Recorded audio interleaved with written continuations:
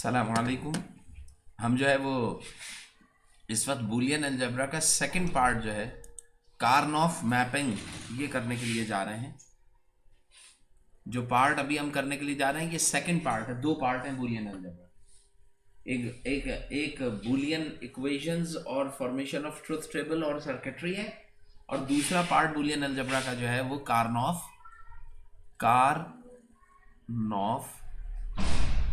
Map है। कार्नॉफ map एक certain pattern को फॉलो करते हैं। इसके अंदर एक सर्टेन पैटर्न होता है जिसको आप क्या कर रहे होते हैं, फॉलो कर रहे होते हैं। यानी कि आप एक पैटर्न बनाएंगे और वो पैटर्न मैप कहलाएगा। लेकिन सबसे पहला सवाल ये आता है कि कार्नॉफ मैप है क्या और इस्तेमाल क्यों होता है। तो इसका आंसर सिंपल सा ये होगा कि why do we use Karnaugh mapping या why we are studying Karnaugh map.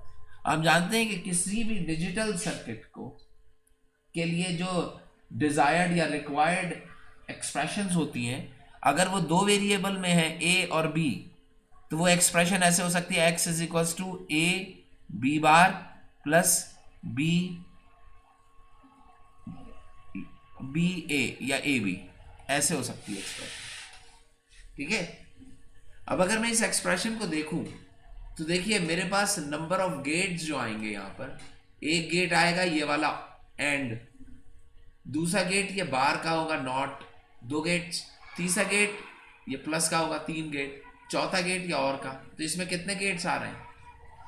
4 gets हैं और x रिजल्ट आ रहा है।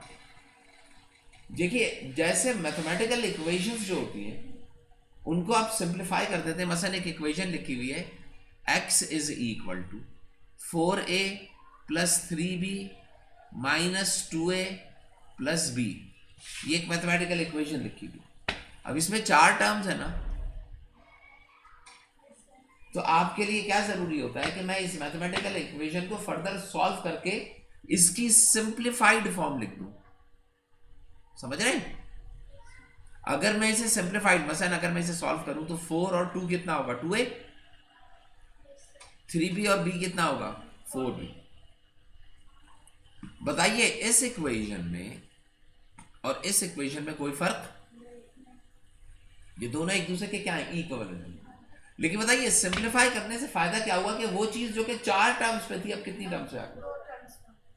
तो सिंप्लीफाइड आंसर भी वही होगा, यानी कि दोनों इक्वेशन से इक्विवेलेंट है।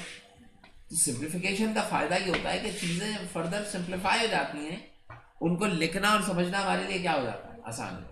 जो पहले मुश्किल था, जब मैं उसे सिंप्लीफाई करता हूं तो वो क्या हो जाता है? आसान।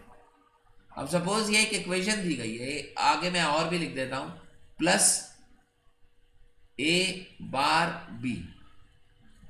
ये बताइए ये एक बूलियन एक्सप्रेशन है दो वेरिएबल्स। अब हो सकता है कि इसके अंदर अगर मैं काउंट करूं तो ए बार बी का मतलब क्या है? 2 और गेट्स बना लो, तो ये टोटल कितने गेट्स हो जाएंगे? 6।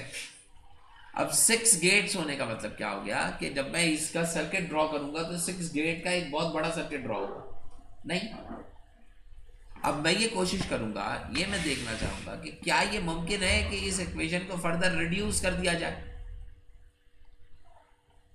इस इक्वेशन को बताओ, इसको रिड्यूस कैसे किया था? कि हमने देखा था कि जब बेसिस सेम हो तो मैग्नीट्यूड्स आपस में ऐड अप हो जाते हैं। ये रूल था ना, ये कहलाता है मैथमेटिकल या अलजेब्राइक एक्सप्रेशन रूल। हम पहले इसको सॉल्व करने का एक रूल तो ये कि अलजेब्राइक रूल जो होते हैं, लाइक कम्यूटेटिव प्रॉपर्टी होती है, एसोसिएटिव होती है, डिस्ट्रीब्यूटिव प्रॉपर्टीज होती है।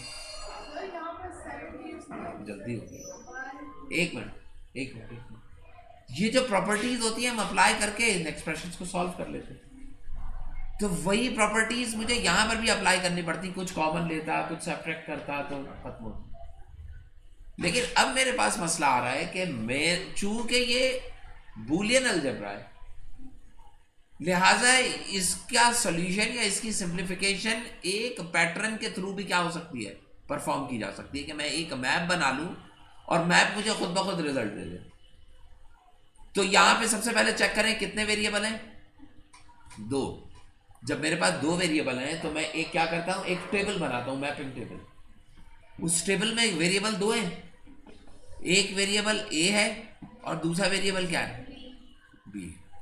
एक वेरिएबल ए है और दूसरा क्या है, बी है।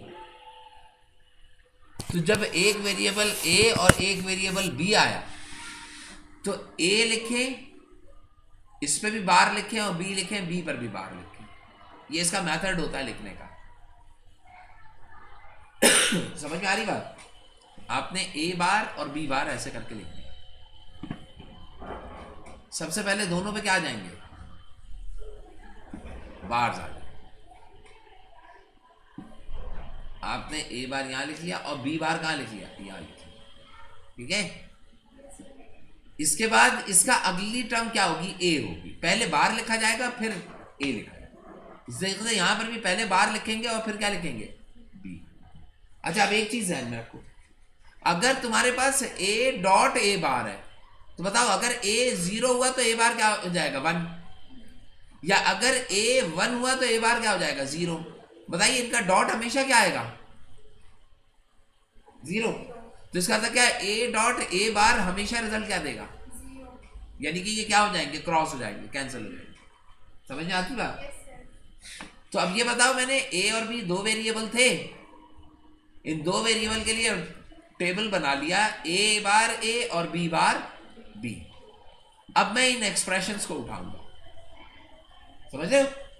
इन एक्सप्रेशन में क्या है, देखो 4 डब्बे आ गए, 1 2 3 4। तो बताइए पहले ए बार और बी बार क्या है, देखिए पहला क्या है, ए बी बार।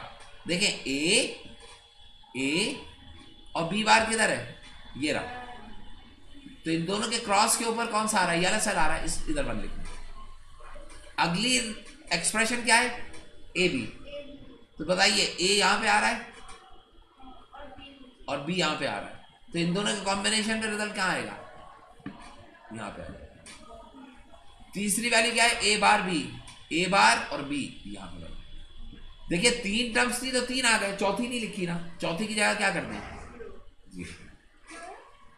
जो टर्म मौजूद नहीं होती उसकी जगह क्या लिख देते हैं, रूल है 0। अब हम क्या करेंगे, इसमें से देखेंगे रोज और कॉलम। अब अगर मैं इसमें क्या करते हैं, ग्रुप बनाते हैं, या तो ग्रुप रोज में बनेंगे या फिर, तो बताओ एक ग्रुप ये बन रहा है, एक ग्रुप जो है वो यहां पे ये बन रहा है, तो कितने ग्रुप बन रहे हैं, 2। अब दोनों ग्रुप को लिखने का मेथड क्या होगा, ये जहां नहीं बन रहा है उसको छोड़ दें। पहला ग्रुप क्या बन रहा है, ये वाला।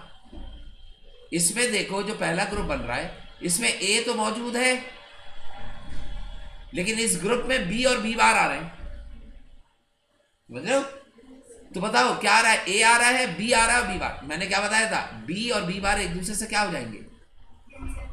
तो ये जो पहला ग्रुप बन रहा है, इस ग्रुप के अंदर सिर्फ क्या रह जाएगा, ए। बी बार कैंसिल हो गए ना, बी और बी। तो मैं क्या लिखूंगा आखिर में, एंड पे जो रिजल्ट लिखने लाऊंगा, इसमें पहले ग्रुप के अंदर क्या लिखूंगा, ए। इस ग्रुप का क्या लिखूंगा, खाली अकेला ए। अब मैं दूसरा ग्रुप देखूंगा, दूसरा ग्रुप का मतलब क्या है, पहले ग्रुप को हटा दो। पहला ग्रुप अब यहां से आप क्या कर दें, हटा दें, पहला ग्रुप अब छोड़ दें इसको, ये दोबारा से हम इसको कंसीडर करेंगे। समझ में आ रही बात? ये जो चीज है इसको हम क्या कर दिया, यहां से डिलीट कर दिया।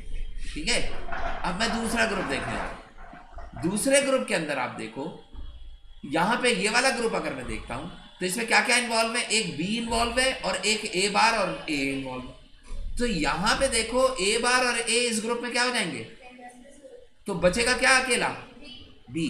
तो इसका मतलब क्या है, यहां पे क्या लिख लूंगा, बी। बताइए ये इसके सारे 1 से इन्वॉल्व हो गए, कोई 1 रहा तो नहीं, यहां पे 0, इसको लिखने की जरूरत नहीं है। तो देखिए वो जो एक्सप्रेशन थी ये रिड्यूस, ये वाली बड़ी एक्सप्रेशन, ये रिड्यूस हो गई किसके ऊपर आ गई, a+।